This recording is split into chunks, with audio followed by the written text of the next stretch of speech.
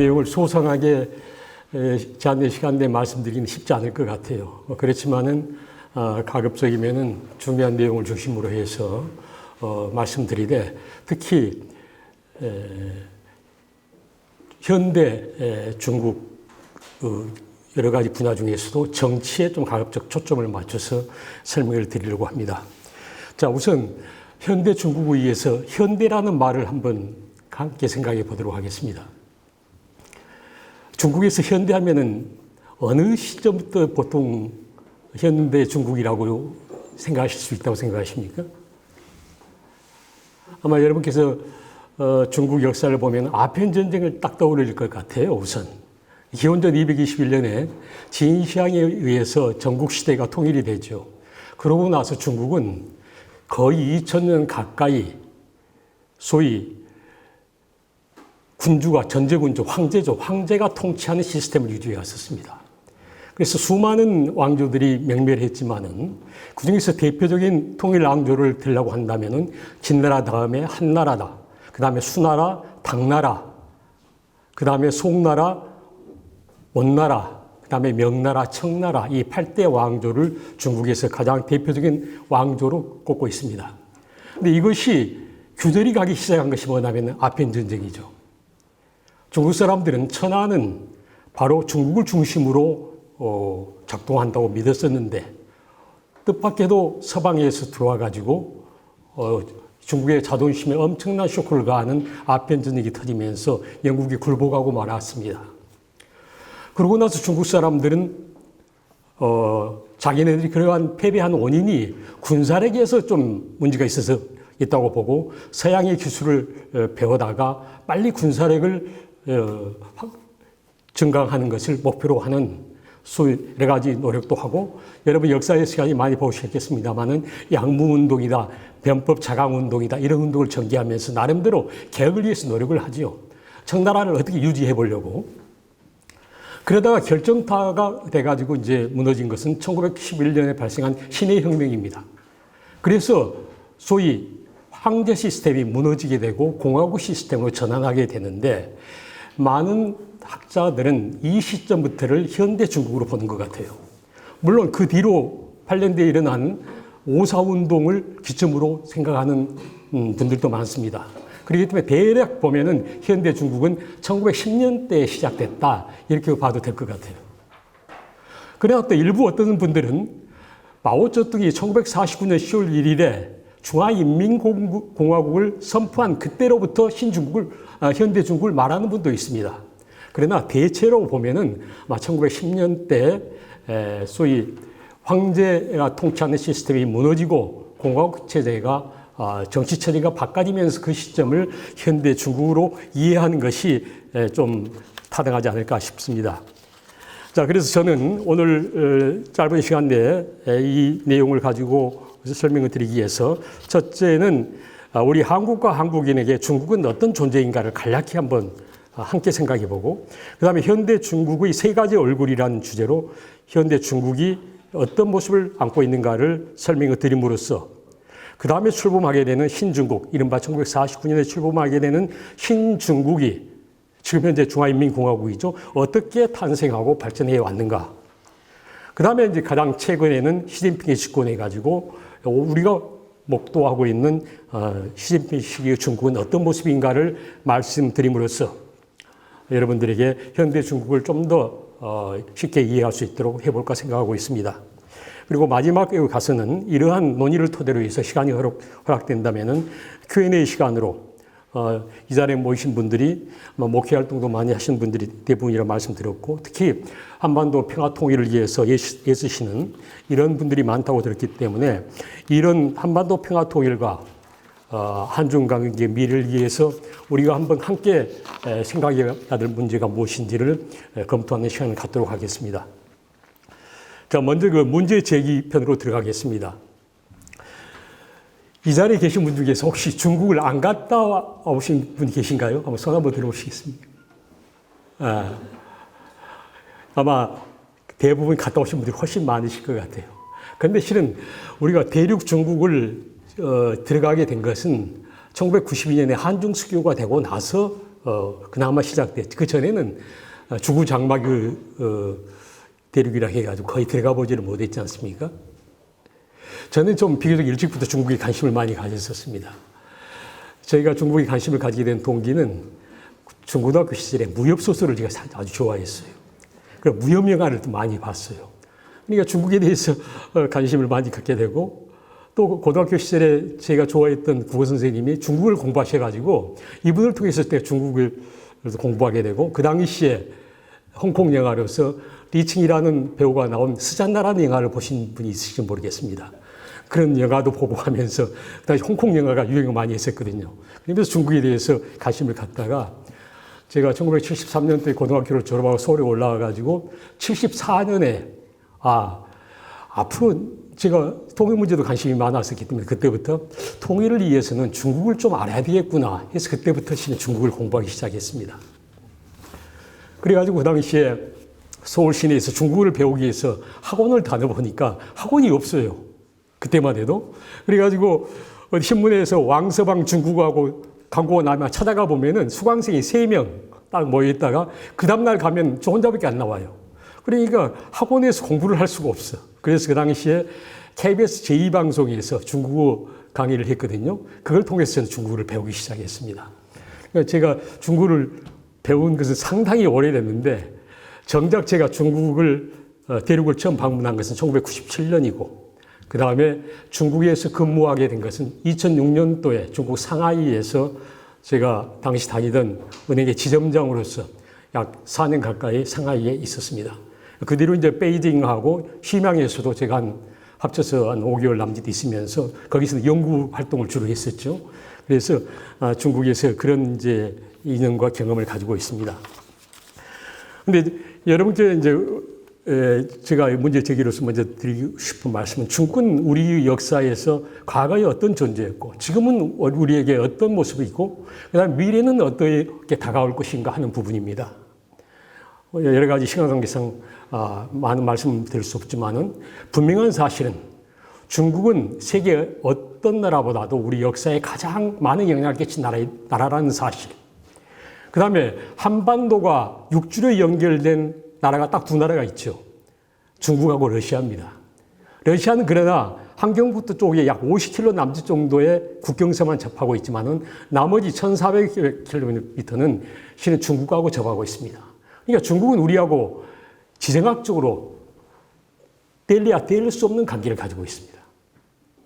그렇기 때문에 뿐만 아니라 지금 남북이 분단된 상황 하에서는 가령 우리가 평화 통일을 위해서는 미국의 절대적인 지원과 협력도 중요하지만 실은 중국이란 존재를 떠나서는 통일은 거의 불가능하다고 봐도 과언이 아닐 정도로 중국은 우리에게 매우 중요한 요소다 이렇게 생각이 됩니다. 뿐만 아니라 요즘에는 안미 경중이라고 해가지고 우리의 경제의 가장 중요한 파트너가 실은 중국입니다. 주식을 하시는 분들은 아시겠지만은 아침에 대개 일어나서 많은 분들이 먼저 뭐 보냐면 미국 증시가 그 전날 밤에 어떻게 끝나는가 보고 중국을 보게 돼 있습니다. 그래야만이 경제의 흐름을 어느 정도 파악하고 주식 시장에 그날 대강의 방향을 점칠 수 있거든요. 자, 그래서 실은 중국은 우리한테 불가분한 관계를 갖고 있는 나라다 하는 점을 여러분도 다 공감하시리라고 믿습니다. 특히 최근 들어서 우리 언론이라든가 국민들에게 많은 관심을 갖게 하는 부분은 미중 패권 경쟁이 격화되고 있다는 사실입니다. 그 과정에서 우리가 어떤 스탠스를 가져갈 것인가가 또 매우 중요한 외교적인 우리의 전략이 될 수밖에 없고 이 과정에서 우리 국익을 어떻게 도모하면서 동북아 평화를 유지해 갈 것인가도 중요한 과제가 될 것 같습니다. 제가 조금 전에 간단히 말씀드렸습니다만 이런 문제를 떠나서도 우리가 저녁에 먹는 밥상에도 실은 중국에서 생산된 많은 농산물이 들어와 있습니다. 우리하고 불가분의 관계를 갖고 있는 이 중국에 대해서 우리가 편견이나 선입견을 버리고 어떻게 올바른 이해를 하느냐 하는 것은 매우 중요한 과제라 아니할 수 없을 것입니다. 자, 그래서 이쯤에서 중국에 대한 이해를 돕기 위해서 참고로 제가 떠오르는 중국의 기한이라는 내용으로 간략히 설명을 드리겠습니다. 자, 1820년 이전까지만 해도 자, 중국은 청나라 시대 때 강희제, 옹정제, 걸륭년 때 18세기 말에서 19세기 초가 청나라의 가장 전성기 시절이었습니다. 그 시절만 하더라도 세계 GDP의 약 3분의 1을 중국이 차지하고 있었습니다. 그리고 모든 면에서 중국은 세계 최고 선진국으로 평가받을 수 있었습니다. 그렇지만 중국은 그 당시까지만 해도 이미 서양 사람들은 15, 6세기에 지리산업 발견을 통해서 식민지를 개척하고 있던 시절에 중국은 천하의 중심이라고 자처하면서 그대로 그 자리에 머물고 있었습니다만 그 시기에 서양인들에게 비쳤던 중국은 신비로운 국가라고 하는 인상이 강해 있었습니다. 예, 도자기, 비단 이런 것들을 접하면서 야, 신비로운 나라구나 이런 느낌을 받았겠죠. 자, 나폴레옹은 뭐라고 말했나요? 중국을 잠자는 사자라고 했습니다. 자, 이 중국이 만일에 깨어나게 되면은 세계가 진동할 것이라고 말한 사람이 나폴레옹입니다. 자, 그 다음에 중국이 아편 전쟁 이후에 약 100년간 어떤 나라가 됐습니까? 거의 반식민지로 전락해버렸습니다. 그래서 세계 사람들은 이 중국을 동아시아의 병자라고 이렇게 일컬었습니다. 뚱야 삥푸라고 해가지고 중국 발음으로는요. 그래서 병자 취급을 받았죠. 그러다가 중국이 1949년도에 공산 정권이 들어서고 여러 가지 우여곡절을 겪어서 최근 들어서 2000년대 이후에는 떠오르는 영미라는 평가를 받고 이르렀습니다. 그래서 1978년에 개혁개방 당시만 하더라도 중국이 얼마나 가난했냐면 세계 GDP에서 차지하는 포션이 2%도 안 됐었습니다. 자, 이런 나라가 여기 제가 나눠드린 자료에 보면은 일본 내각부라고 표현되어 있는데 2010년에 일본 내각부가 분석을 해서 내놓은 보고서에 따르면은 자, 당시에 미국이 최고의 이제 부를 점유하고 있습니다만은 2030년 정도 가게 되면은 중국이 미국하고 일본을 합친 것을 능가할 것이라고 이렇게 예견하는 리포트가 나온 적이 있었습니다. 물론 이것은 약간의 변동은 있겠습니다만은 분명한 사실은 2030년 정도 되면은 중국이 세계에서 GDP를 가장 많이 보유한 국가로 등장할 가능성이 높다는 것에 대해서는 큰 이의가 없는 것으로 보여집니다. 참고로 지난 2019년도의 GDP를 보니까 미국에 비해서 중국이 약 70% 정도로 지금 성장 이렇게 따라 붙었습니다. 자, 이와 같은 중국의 부상에 대해서 전문가들은 어떻게 평가하고 있을까요? 파이낸셜 타임즈지의 유명한 칼럼니스트인 이자 경제학자인 마틴 울프는 미국한테 21세기 중국은 일본하고 옛날에 소련을 합쳐놓은 것처럼 강적이 될 수 있다. 그런 상당한 힘을 보유한 강적이 될 수 있다라고 이렇게 평가한 적이 있습니다. 그리고 니얼 퍼거슨 같은 학자는 21세기는 중국 것이 될 것이라고 이렇게 예견하기도 했습니다. 자, 반면에 조셉 나이 같은 하버드대의 조셉 나이 교수 같은 사람은 중국은 미국을 상당 기간 따라잡을 수 없다. 적어도 21세기 중반까지는 미국이 중국을 앞서는 세계 패권국이 되리라고 예상하고 있고 조나단 펜비 같은 사람들은 중국은 아무리 원한다고 해도 세계를 지배할 만한 경제적, 정치적 자원과 인적 자원을 갖고 있지 못하다고 평가절하하고 있기도 합니다. 그렇지만은 요즘에 여러분이 많이 들어본 말 중에서 투기리데스 함정이라는 말이 있듯이 지금 국제정치학계에서 가장 초미의 관심사가 되고 있는 것은 이렇게 급부상하고 실력이 성장하는 중국이 앞으로 미국과 관계에서 어떤 방향으로 발전할 것인가, 어떤 사태를 할 것인가에 대해서 투기리데스 함정이라고 해가지고 자칫하면은 무력 충돌까지 있을 거 아니냐는 우려가 나오고 있고 이런 말을 붙인 사람이 하버드 대학의 그레이엄 앨리슨이라는 사람이 지난 500년간의 이 패권국하고 이 도전국하고 충돌 과정을 분석해서 16번 충돌했는데 그중에서 12번이나 전쟁이 발발했다. 이렇게 주장하면서 미중 간의 군사적 충돌 가능성마저도 제기하는 이런 주장을 펼치고 있습니다. 자, 다음은 오늘 주제와 관련해서 현대 중국을 이해하기 위해서 현대 중국이 어떤 모습을 갖고 있는가를 간략히 설명을 드리도록 하겠습니다. 자, 지대물박이라는 말씀 혹시 들어보셨습니까?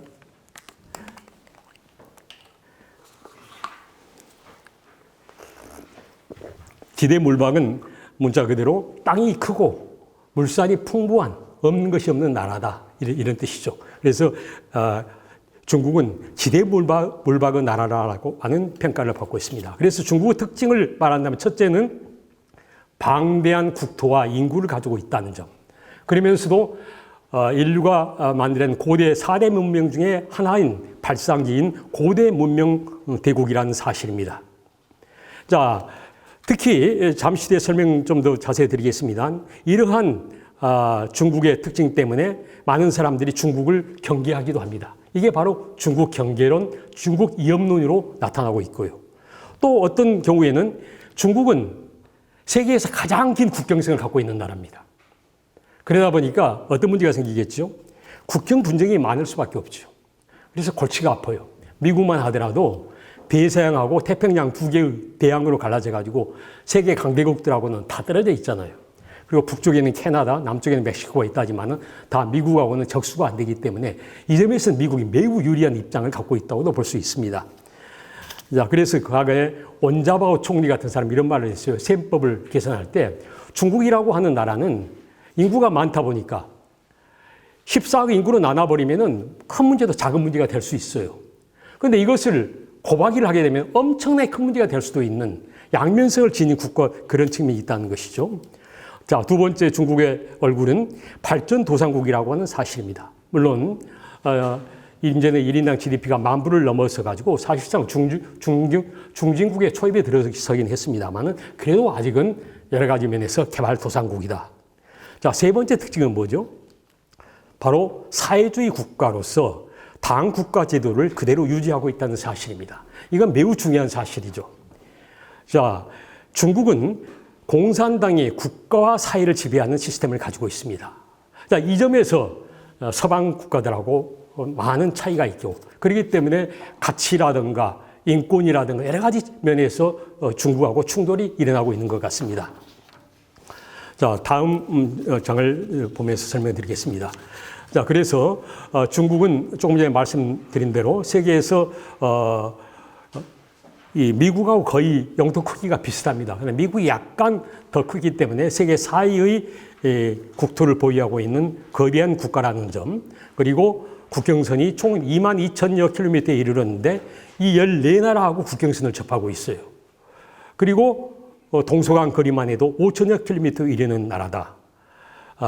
그리고 중국의 주요 강은 양쯔강하고 황하강이라고 하는 것은 다 아실 거예요. 근데 중국하고 우리하고 지형적 특성이 좀 약간 차이가 납니다.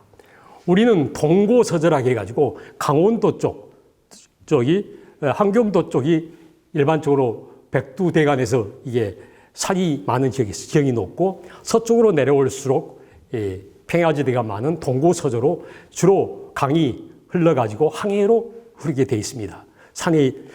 그런데 반면에 중국은 뭐냐면 서조동고라고 해가지고, 서고동조라고 해가지고 서쪽인 높은 산들이 많습니다. 그래서 청해성이라든가 신장 이구르 자추구라든가 티베트 같은 이런 높은 고원지대에서 발원한 물이 흘러가지고 황하와 양쯔강 등을 거쳐가지고 황해에 이르는 이러한 특성을 갖고 있습니다. 그래서 어떻게 보면 말이죠. 지구라고 하는 표면으로 보면은 한국하고 중국 대륙은 서로 얼굴을 마주보고 있는 격이에요. 그렇기 때문에 중국은 우리하고 역사적으로 여러 가지로 부딪힐 수밖에 없는, 그리고 같이 관계를 잘 설정하지 않으면 안 되는 숙명적인 국가라 이렇게 이해해도 될 것 같습니다. 반면에 일본은 어떻게 돼 있죠?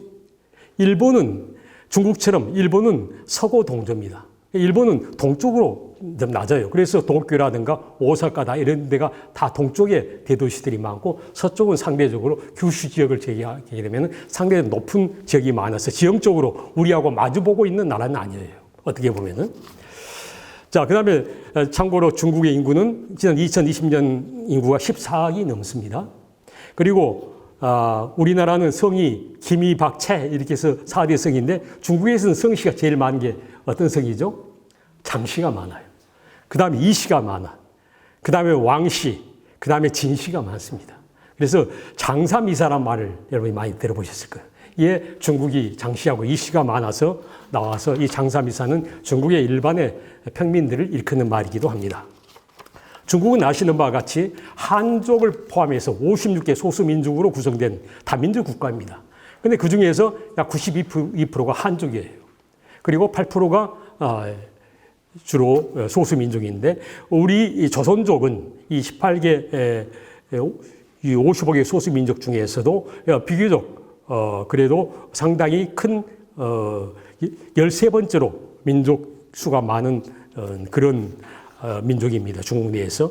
근데 원래는 중국이 과거에 한 200만 명 정도가 우리 조선족이 산다고 했는데, 요즘에 최근 내가 통계는 못 봤습니다만 몇 년 전만 하더라도 이 중에 50만 명 정도가 우리나라에 와 있다고 그러죠. 그 다음에 일본으로도 상당히 많이 가 있고, 그래서 중국 내에 실은 조선족이 과거만큼 실제 사는 걸 기준으로 하면은 많이 줄어들어 있는 셈입니다. 중국의 행정구역은 22개성, 5개 자치구, 4개 직갈시, 2개 특별행정구로 돼 있는데, 타이완을 포함하게 되면 23개 성으로 돼 있다고 볼 수 있고, 직갈시는 사실상 성하고 동급 개념이고 자치구도 마찬가지이기 때문에 그런 관점에서 중국 행정구역을 이해하면 될 것 같습니다. 중국은 8대 권역으로 구별하고 있습니다. 그런데 이 가운데서 우리하고 가장 밀접한 관계가 있는 것이 동북 지역인 중국 동북 삼성 지역, 그 다음에 산동성이라든가 이쪽이 위치하고 있는 동부 연해 지역 하고 북부 연해 지역, 이쪽이 북경에 시작해서 천진, 산동에서 상하이로 이어지는 이쪽이 중국에서도 가장 경제가 발달하고 중요한 지역이면서 우리하고도 상당히 지리적으로 가까운 위치에 있는 지역이기도 합니다.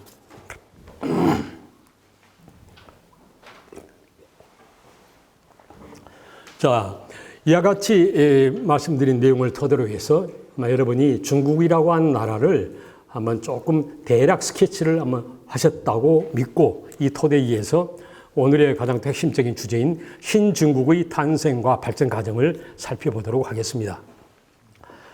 자, 신중국. 신중국은 문자 그대로 1949년에 10월 1일 날 새로운 나라가 출발했다는 뜻이죠. 그래서 중화인민공화국의 성립을 당시 모택동, 요즘에는 우리가 마오쩌둥이라고 말합니다만은, 당시 공산당 주석이 천안문에 올라가지고 우리 중국 인민이 드디어 일어섰다라고 외칩니다. 그날로부터 신중국이 탄생하게 됐는데, 고려대학교의 서진영 명예교수가 21세기 중국 정치에서 현대 중국을 크게 세 가지 시기로 구별해서 소개하고 있습니다. 하나는 소위 건국과 사회주의 체제 건설기인 모택동 시기, 두 번째는 개혁개방과 경제발전기인 덩소병 시기, 세 번째는 신권위주의 정권과 부흥한 중국 등장기인 짱쩌민과 후진타오 시기를 들고 있습니다. 근데 여기에 제가 볼 때는 이제 시진핑 시기를 별도로 분리해야 될 것 같아요. 왜 그럴까요? 앞으로 이제 여기서 좀 더 자세히 설명드리겠습니다만은, 중국이 국가 주석 기준으로 보면은 이 네 사람 외에도 많은 사람들이 국가 주석에 올라왔다가 퇴임하고 했습니다만은, 실질적인 지도자를 기준으로 보면 이 네 사람을 기준으로 하고 있습니다. 그래서 1세대 지도자를 모택동, 2세대 지도자를 덩샤오핑, 3세대 지도자를 짱쩌민하고 후진타오를 들고 있고, 사실상 4세대 지도자는 시진핑이다, 이렇게 볼 수 있는데, 이 덩소병 시기하고 짱쩌민 후진타오 시기는 크게 보면은 소위 덩소병이 설계해 준 그 시스템 내에서 개혁 개방과 경제 발전에 주력했던 시기이기 때문에 한 시기로 볼 수 있을 것 같아요. 그런데 시진핑 시기는 과거 시기하고는 좀 또 다른 새로운 변화가 일어나고 있는 시기이기 때문에 이 네 시기로 구별해서 설명을 드릴까 합니다. 자, 그러면 신중국의 탄생과 발전 과정을 한번 살펴보도록 하겠습니다. 자, 중국 공산당이 올해 창당 100주년이 됐습니다. 1921년 7월 달에 중국 공산당이 출범했는데요. 그 당시에 중국 공산당의 당원수가 몇 명이었을까요? 50명이었습니다, 전국에. 그 중에서 18사람이 중국 상하이에 있는 프랑스 조개 지역에 모여가지고, 한 학교에서 모여가지고 소위 공산당을 창당했어요. 그 중에 멤버 한 사람이 누구죠? 모택동입니다. 그런데 이 중국 공산당의 초기 지도부는 주로 어떤 사람들입니까? 지식인들이었습니다. 특히 이 중국 공산당 창당에는 소련이 1917년에 이제 러시아를 무너뜨리고 레닌이 혁명을 통해 가지고 건국되고 나서 4년 뒤죠. 1921년에 소련의 코민테린의 지도를 받아 가지고 공산당이 창당했습니다. 자, 그래서 막 처음에는 이 러시아 영향, 소련의 영향을 많이 받았습니다. 근데 막스 레닌주의, 특히 막스의 소위 공산주의의 이론에 따르면은 공산주의는 어떻게 발전하는 것이죠? 자본주의가 엄청나게 성숙해가지고 일정 기간이 이르게 되면은 어쩔 수 없이 내부에서 폭발해가지고 결국에는 혁명을 통해서 프롤레타리아가 지배하는 국가로 발전할 것이라고 예상했던 거예요. 그러다 보니까 당연히 이 프롤레타리아 혁명의 주도층은 도시 노동자가 될 것으로 예상했던 것입니다. 그렇지만 중국은 아시다시피 1921년에 공업이 어느 정도 발전했었을까요? 별로 발달되지 않았었죠. 그리고 오히려 농업국가였죠. 그래서 중국의 공산주의 혁명은 초기에는 이와 같은 지식인들을 중심으로 해서 도시 노동자의 혁명을 통한 공산당을 운동이 전개됐었습니다만은 결국에는 나중에는 농촌을 중심으로 한 운동으로 바뀌게 됩니다. 그 과정을 보면은 이제 1924년에 국민당하고 공산당이 합작이에요. 그러니까 중국에 건국되고 나서 두 개의 대표 정당을 들으려고 한다면은 공산당하고 국민당이에요. 그런데 국민당은 이제 국군 내지에서 져가지고 타이완에 가가지고 별도 나라를 만들고 있는 것이고, 실은 공산당이 대륙을 장악하고 있는 것이죠. 만일에 이 두 개의 나라가 분리가 안 됐다고 한다면은 아마도 하나는 소위 자유적인 칼날을 갖고 있는 그런 정당, 하나는 공산주의, 사회주의를 주장하는 정당으로 이렇게 구성됐을 가능성도 있겠죠. 그러다가 24년에 당시에 국민당하고 공산당이 합작이 일어나요. 예, 코민테린이 지시를 해요.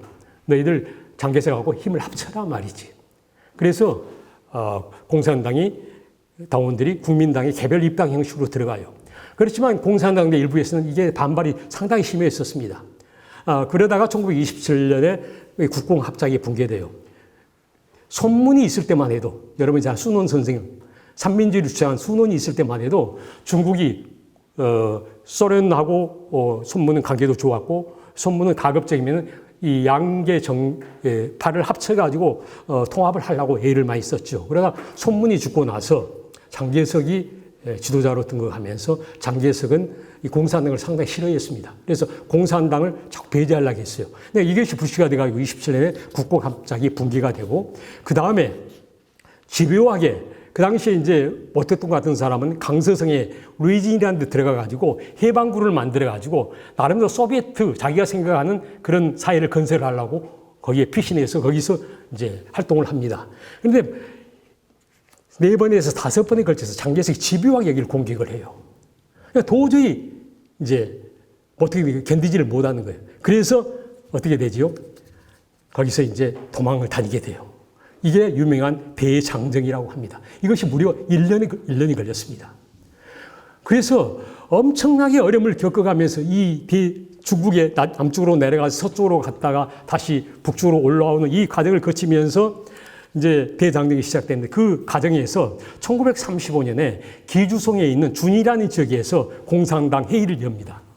그때까지만 해도 공산당 지도부는 아까 말씀드렸듯이 소위 소련과 가까운 이런 사람들이 지도하는 당이었어요.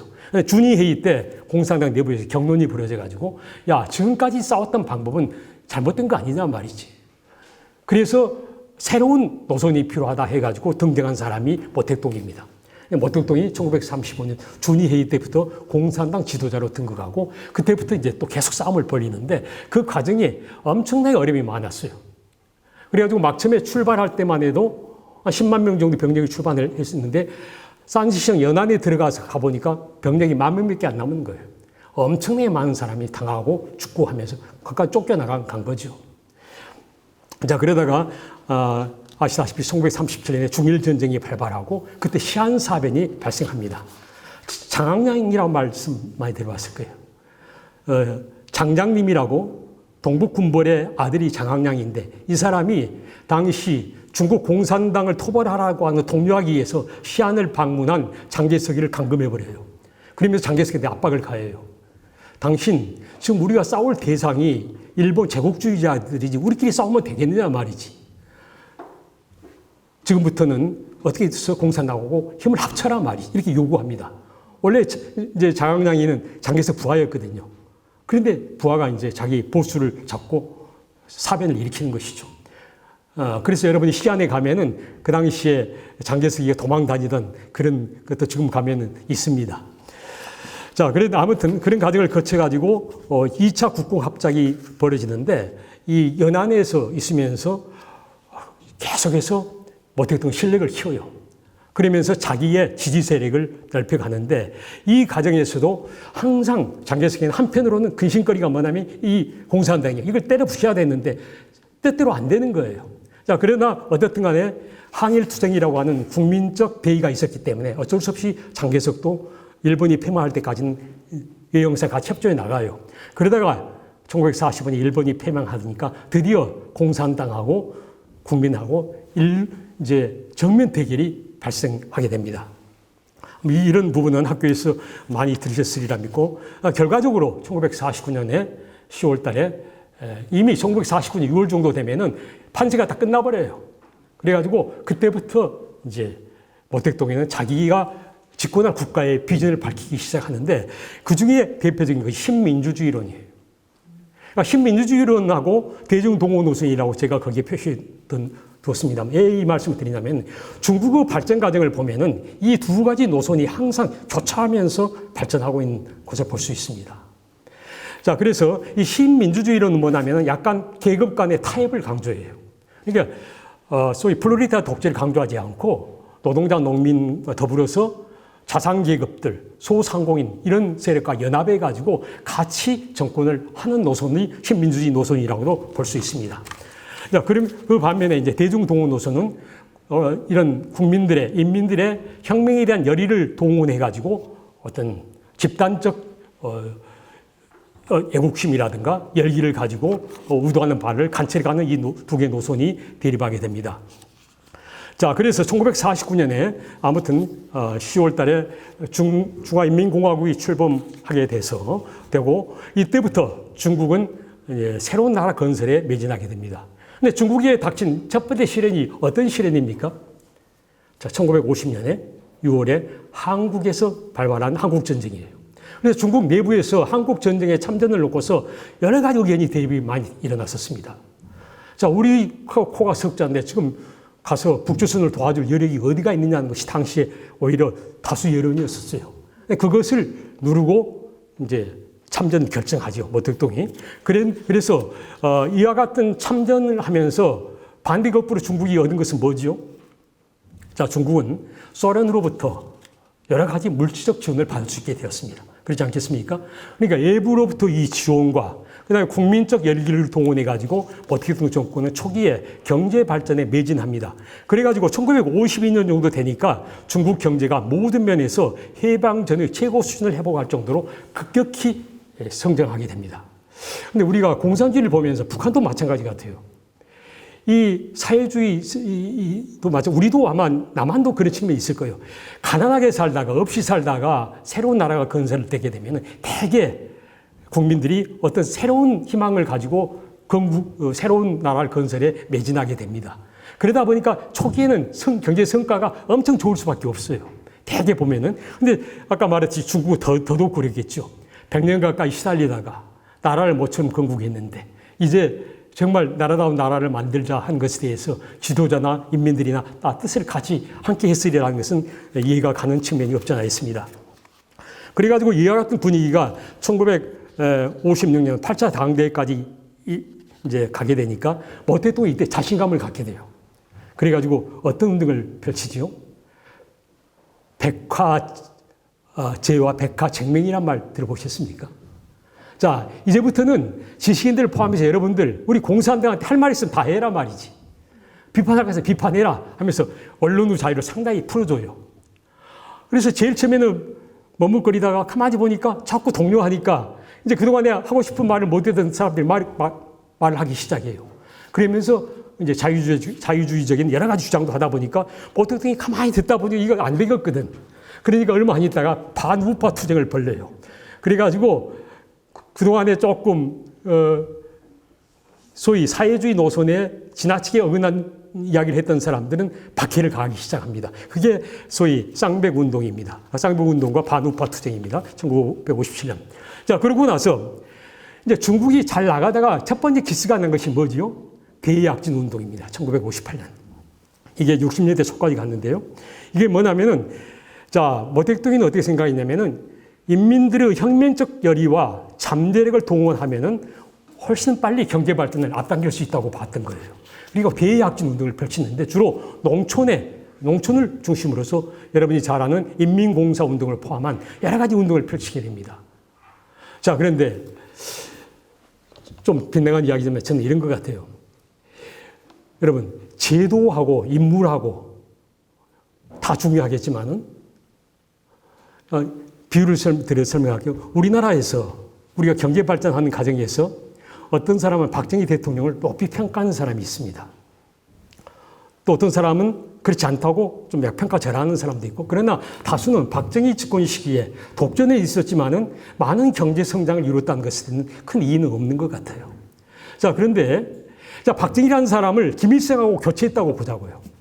자, 김일성이 남쪽에 가서 이 남쪽 시스템 갖고 정치를 하고, 박정희 당시는 북한에 가서 북쪽 시스템을, 사회주의 시스템을 정치로 하라고 했으면 어떻게 됐을까요?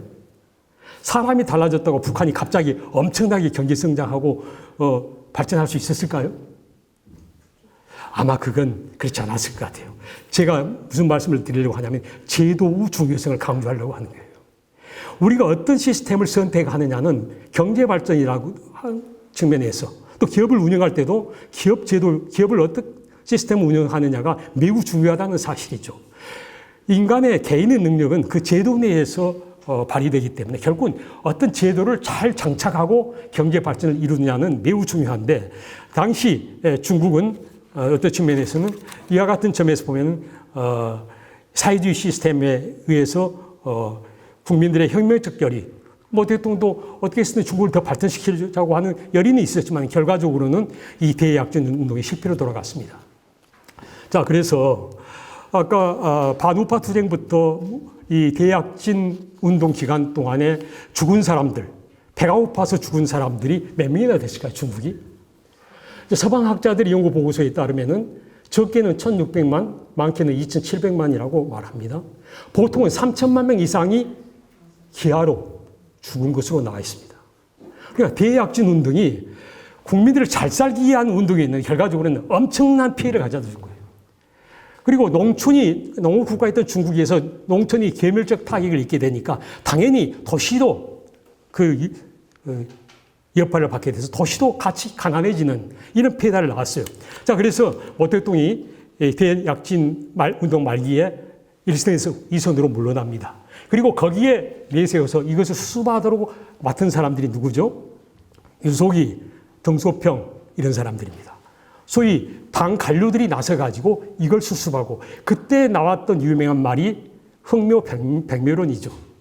자, 등소평이 사천성 출신인데 자기 그 지역에 소위 말하면 속담 중에 검은 고양이든 황색 고양이든 집안 잘 잡으면 된다는 그런 속담이 있는, 이걸 갖다가, 자, 우리가 지금 중요한 것은 어떻게 해서든 인민들을 잘 살게 해준 것이 중요한 것이지 무슨 이런 이념적인 것 갖고 지나치게 따지느냐. 그래서 아주 필요하다면은 자본주의적인 방식도 도입에다가 써서라도 인민들을 잘 살게 해야 된다는 이런 발상으로 소위 말하면 그 상황을 수습해요. 그래가지고 일정 기간이 지나서 성과가 나타났습니다.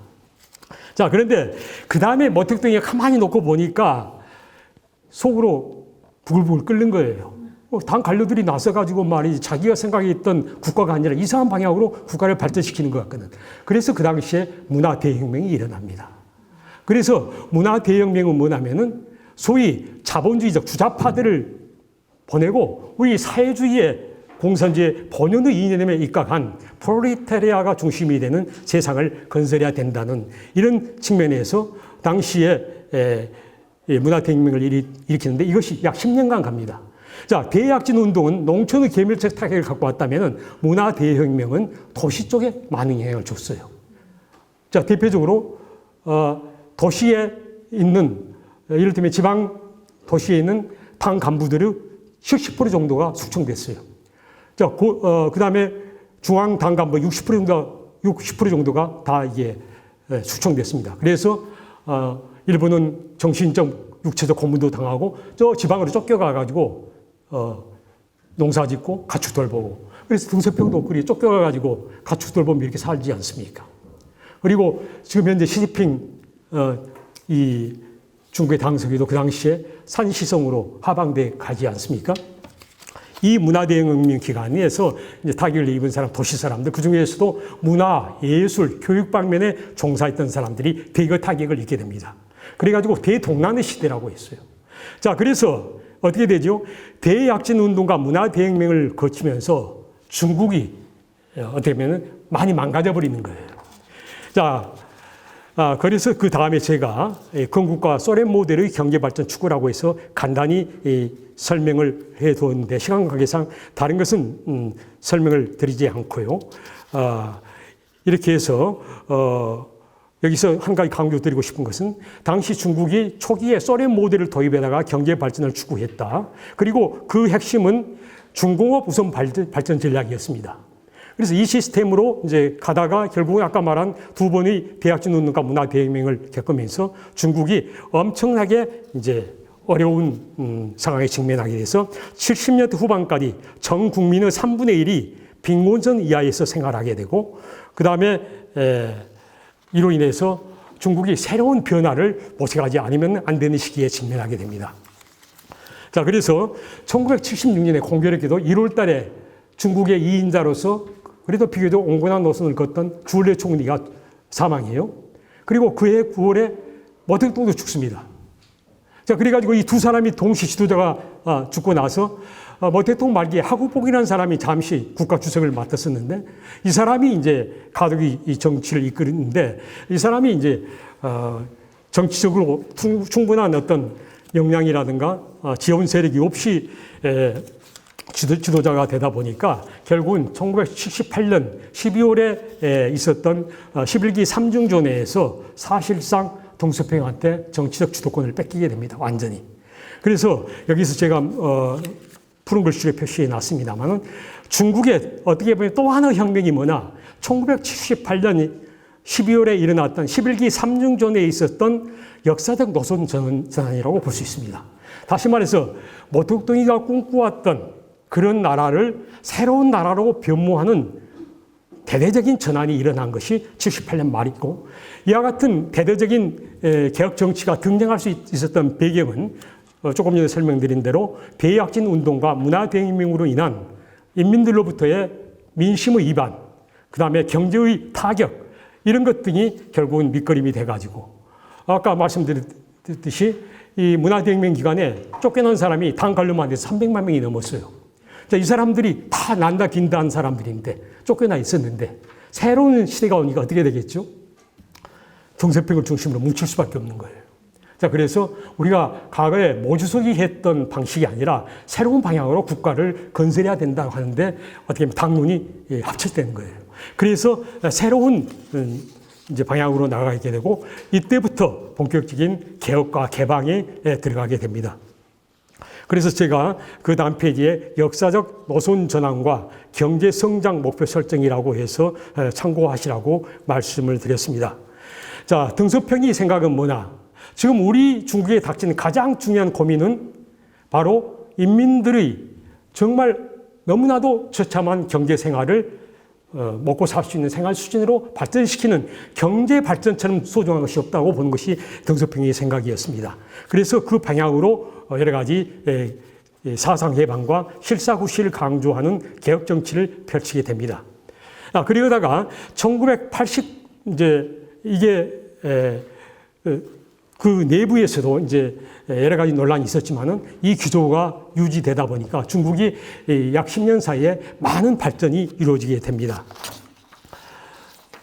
자, 그래서 그 다음 페이지에 중국의 개혁 정치와 중국적 사회주의의 발전과 실현이라는 제목으로 제가 표시해 두었습니다만은, 그러면 둥소평이 표방했던 중국적 사회주의는 어떠한 정책적 아젠다를 갖고 있었던가를 한번 살펴보겠습니다. 자, 이게 이제 1개의 중심과 2개의 기본점이라고 표현되고 있습니다. 그리고 나중에 짜오주양이 나중에 13대 전당대회에서도 이걸 강조하는 발표를 하기도 했었습니다만, 그 내용이 뭐냐면은 제가 그 참고 6에 설명해 두었습니다. 자, 중국이 앞으로 나갈 길은 현대화와 경제 발전, 이것이 가장 중요한 모토가 되어야 된다는 거예요. 그러면서 동시에 두 개의 기본점인데, 하나는 개혁 개방해 나가야 되고, 다른 하나는 4개 원칙을 견지해 가자는 거예요. 4개 원칙을 견지하자는 말은 뭐냐면은, 어떻게 보면 당내 보수파들, 그 다음에 과거의 사회주의에 깊이 경도된 사람들을 달래는 심리도 없지 않아 있는 것 같아요. 그래서 사회주의 길을 견지하고, 무상계급 독재를 견지하고, 공산당의 영도를 견지하고, 막스 레닌주의와 마오쩌둥 사상을 견지하자는 것이 소위 4개 원칙 견지예요. 이걸 하나의 국가의 국정 운영 방향으로 정해가지고 개혁 개방을 이루어 나가게 되는 것입니다. 그래서 중국의 개혁은 제일 처음에 농업에서 시작합니다. 농촌 개혁에서 시작하는 것이죠. 그래가지고 농업 개혁이 초기에 상당히 성과를 보게 됩니다. 거기에서 이제 힘을 얻기 시작해가지고 이것이 다른 방면으로 이제 개혁이 확산되게 되면서 중국이 발전하게 됐는데, 이와 같은 중국이 개혁 발전 과정을 보면은 덩소평이 이 과정에서 리더십을 상당 부분 발휘하고 있다는 사실, 그리고 이 덩소평이라고 하는 구심점이 있다는 것이 매우 중요한 것 같아요. 그 다음에 과거에 그 시행착오를 겪으면서 지도부 내에 경제 발전 제일주의에 대한 합의가 있었다는 사실입니다. 그 다음에 이 과정에서 이제 덩소평은 선부론을 또 제청하기도 합니다. 그리고 그러나 이와 같은 경제 발전을 이제 이루다 보니까 반드시 순기능만 있는 것이 아니라 역기능이 발생하게 됩니다. 근데 가장 큰 문제가 뭐지요? 경제는 발전하는데 빈부격차가 발생하는 거예요. 도시와 농민 간에도 격차가 발생해요.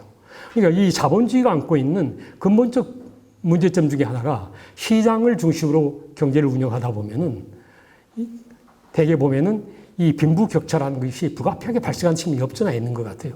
그래서 이제 현대 그 복지국가에서는 각종 복지 제도를 통해 가지고 이와 같은 자본주의의 잘못된 점, 미비점을 보완하는 이런 노력을 펼치고 있음은 다 잘 아는 사실이라고 했습니다.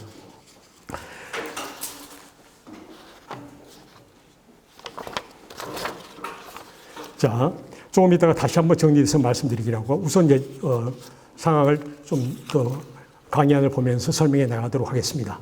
자, 그러고 나서 약 5년 정도 경과하다 보니까 중국 내부에서 한 3, 4년 정도 지나니까 소위 개혁연합 세력 내에서 또 세가 분리가 되는 거예요.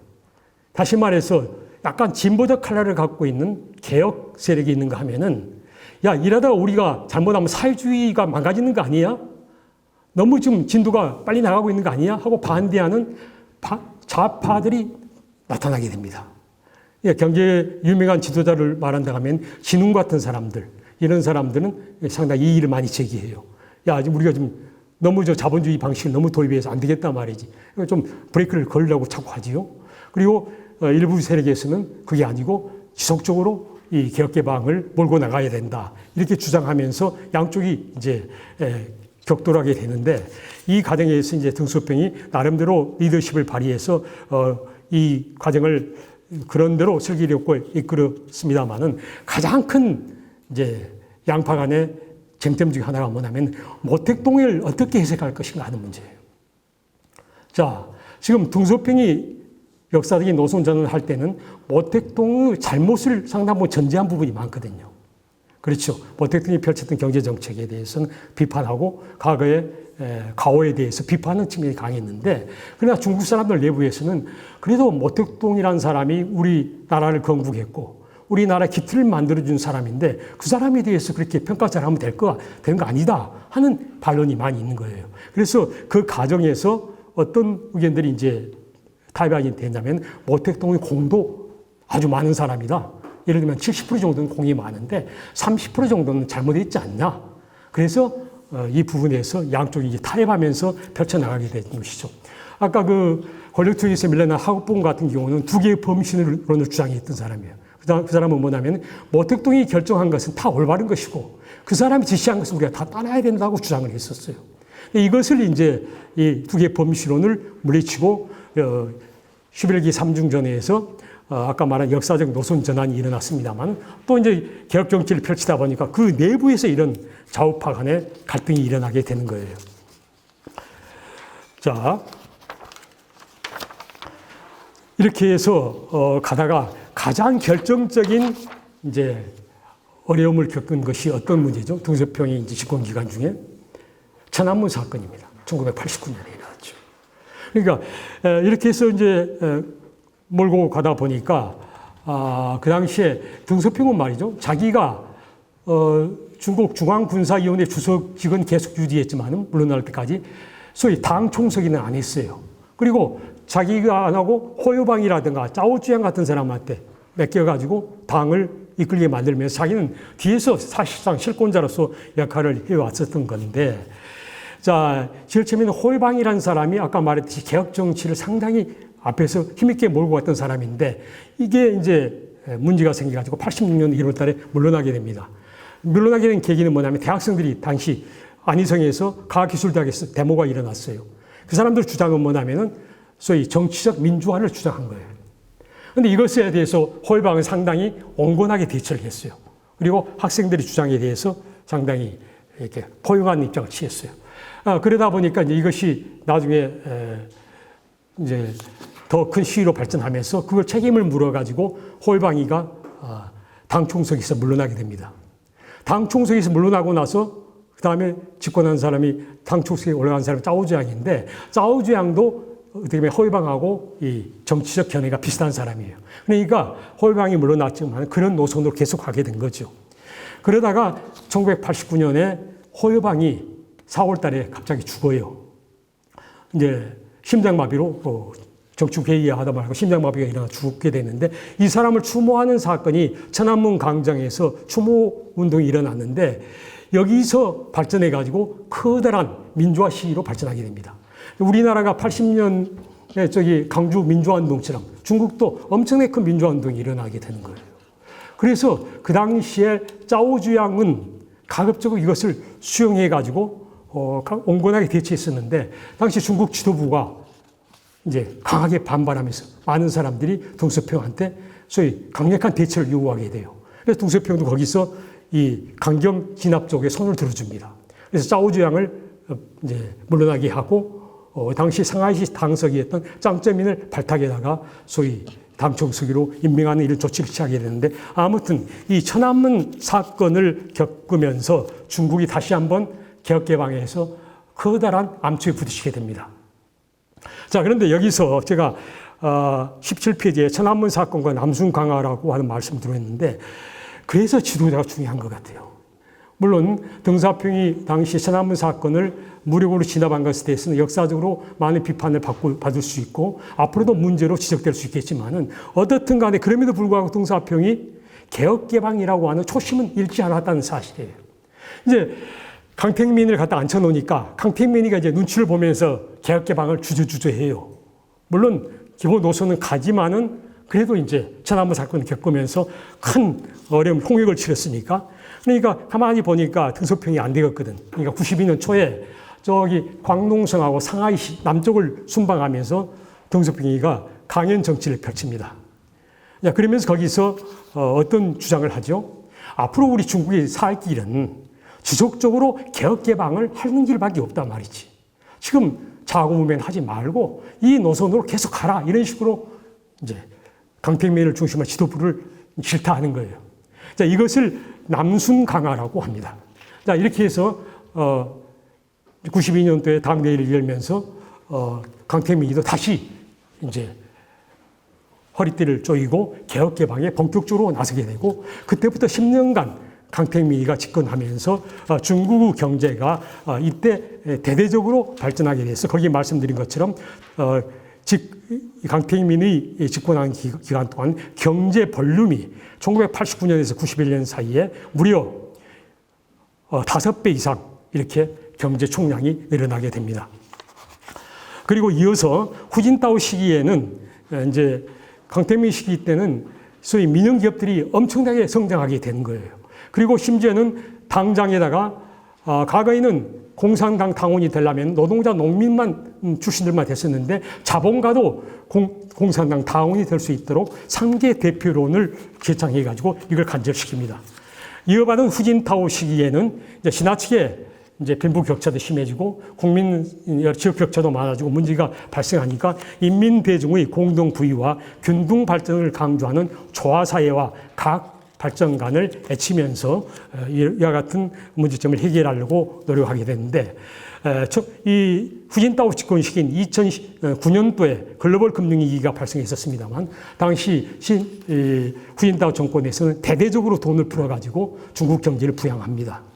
그래가지고 2010년쯤 되니까 당시 일본을 제치고 세계에서 GDP가 두 번째로 많은 나라로 세계에서 두 번째로 부자 나라로 이제 올라가게 되게 됩니다. 그때 이때부터 이제 소위 중국을 G2 국가라고 일컫게 된 것이죠. 자, 그리고 이와 같은 개혁 개방 정책이 어떤 모습으로 어떻게 진행되는가는 참고 7과 8을 참고 7을 보면서 참고해 주시기 바랍니다. 그래서 제가 시간 관계상 다른 부분은 생략하고 참고 7 맨 마지막 부분에 나와 있던 부분을 여러분과 같이 한번 음미해 보도록 하겠습니다. 자, 그러면 이와 같이 중국이 급속한 경제 성장을 이루고 할 수 있었던 중요한 이유가 무엇인가 하는 것을 한번 살펴보면 좋을 것 같아요. 자, 이것은 뭐냐? 앞으로 북한이 경제가 발전하려면 어떻게 해야 될까 하는 것에 대한 중요한 시사점을 주기 때문에 제가 이 부분을 한번 따로 설명을 한번 드리려고 합니다. 첫째, 중국 공산당 지도부의 일관된 리더십과 실용주의적 자세를 저는 꼭 꼽아야 된다고 믿습니다. 조금 전에 그 내용은 제가 남순광화까지 설명하면서 말씀드렸기 때문에 이해가 가시리라 믿습니다. 자, 두 번째는 뭐죠? 정치, 경제적 안정에 대한 국민적 열망과 희구가 강했다는 사실이에요. 그러니까 중국 국민들이 대약진 운동과 문화대혁명을 겪으면서 이게 엄청난 소위 잘 살아봐야 되겠다는 그러한 것에 대한 열망이 합쳐졌다는 사실이죠. 세 번째는 또 하나 중요한 사실은 뭐냐면 당시 탈냉전 분위기와 같은 우호적인 국제 환경이 작용했다는 사실입니다. 자, 중국이 고도 성장을 이루고 할 수 있던 예부적 중요한 요인은 뭐지요? 개방을 통해 가지고 1979년에 미국하고 국교를 수교하게 됩니다. 우리 한국과는 92년도에 국교를 수교하게 됩니다. 이런 식으로 국교를 서방 국가들하고 열면서 외부에서 자본과 기술이 대거 중국에 들어가게 됩니다. 그러면서 중국 경제가 발전할 수 있는 이와 같은 기본적인 조건을 갖추게 된다 볼 수 있습니다. 자, 그 다음에 네 번째는 국내 개혁, 대개방이 병행되어 일어나고 특히 저비용 기술 도입, 요소 부종 구조에 부합한 산업 구조가 정착됐다는 사실이에요. 자, 우리나라도 마찬가지죠. 경제발전 초기에는 실은 노동밖에 갖고 있는 것이 없어요. 노동하고 토지밖에 없지요. 자본과 기술은 절대적으로 부족한데 중국은 애초에는 소련 모델을 도입하다가 중국어 우선 발전 전략을 펼치려고 했던 거거든요. 그것이 결과적으로는 중국의 현실에 안 맞는 경제발전 전략이었던 거예요. 북한도 마찬가지입니다. 북한도 김일성이 소련 모델을 도입에다가 중공업 우선 전략을 펼쳤어요. 중공업, 경공업 동시 병행 발전 전략이라고 말은 그랬지만은 중공업에 상당히 역점을 뒀었어요. 이것이 실은 가난한 나라, 이 경제적으로 여러 가지로 빈약한 나라한테는 안 맞는 시스템인 거예요. 우리나라가 실은 고도 성장을 이루고 할 수 있던 배경에는 60년대 초에, 60년대하고 70년대 초에 실은 우리는 경공업부터 이렇게 일으켰지 않습니까? 그래서 그게 점점 중화학공업으로 확대 발전하고 최근에는 첨단 산업까지 이제 발전하게 됐지 않습니까? 이와 같은 산업 구조의 적절한 배치도 매우 중요하다는 사실입니다. 그래서 제가 이와 같은 중국의 발전 과정을 정리하면서 어떤 것으로 정리해드리면 좋을까를 찾다 보니까 지난 8월 달에 중앙일보의 이정남 교수가 하나의 표를 만들어 놨는데 이것이 상당히 잘 되어 있는 표 같아서 여기에 정리해 봤습니다.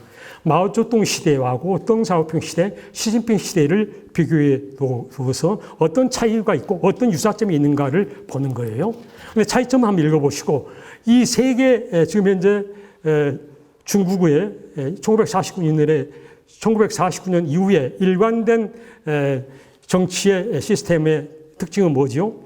권력이 당 중앙과 최고 지도자에게 고도로 집중되어 있다는 사실. 두 번째는 아까 설명드린 당 국가 체제가 사회를 전면적으로 통제하고 있다는 이것은 변함이 없는 것 같습니다. 자, 그래서 이제 시진핑 시기의 중국을 설명해 드리려고 하는데 지금 시진핑 그 사진이 있고 그 옆에 한 여성이 나와 있는데 이거 누군지 여러분 잘 아시죠? 자, 우선 제가 시진핑은 직접 이렇게 가까운 데서 한번 본 적이 있었습니다. 제가 2007년도에 당시 산업은행 상하이 지점장으로 있었는데 그해 9월 30일 날 중국이 10월 1일이 국경절 아닙니까? 국경절 전날 저녁에 상하이에 있는 주요 예빈들을 저녁 만찬 자리에 초청해 가지고 한 자리에 제가 갔었어요. 그 당시에 시진핑이 상하이시 당석이에요. 상하이시 시장이 누구냐면 한정이라고 하는 사람이 시장으로 있었는데 지금 그 사람 한정도 지금 현재 중국 정치국 상무위원입니다. 그 두 사람이 이제 초청해서 가서 가까운 데서 본 적이 있었었는데 이 시진핑이 어떤 사람인가에 대해서 여러분도 대충 알겠지만 간략히 소개해드리고 시진핑 시기의 중국을 좀 살펴보도록 하겠습니다. 이 사람은 1953년생인데 원래 어떻게 보면 상당히 유복한 집안에서 태어난 거예요. 자기 아버지 시중신 중국 발음으로 우리 한문 발음은 습중운이라고 하는데 치신이라고 하는 어떻게 보면 공산당 팔로원 여전사 출신인 지신 이 사이에 태어난 사람이에요. 어린 시절은 상당히 중남혈학 해가지고 북경 자금성 왼쪽에 가면은 옛날에 그 황제들이 소위 논일던 정원이 있는데 거기가 지금 중국 공산당 지도부들이 거기에 있습니다. 저도 97년도에 이제 중국 지도부 초청받고 거기 한번 방문한 적이 있었었는데 이 시진핑이 거기서 어린 시절을 보내다가 아버지가 62년도에 소설 유주단 사건에 관련돼 가지고 숙청 해임돼요. 그래서 그때부터 이제 상당히 어려운 소년 시절을 보내게 됩니다. 그래가지고 청소년 시절은 산시성에 가가지고 거기서 하방돼 가지고 거기서 똥구르마도 직접 나르고 농사짓고 아주 토굴 같은 데서 어렵게 어린 청소년 시절을 힘들게 보내게 됩니다. 그러다가 아까 말했듯이 78년도에 중국이 이제 등소평이 사실상 1인자가 되면서 그때부터 당시 하방됐던 사람들도 풀려나게 되고 쫓겨났던 고위 당정 간부들도 복귀하면서 시진핑도 복귀하게 되죠. 복권하게 되죠. 그러면서 이제 청와대학을 졸업했습니다.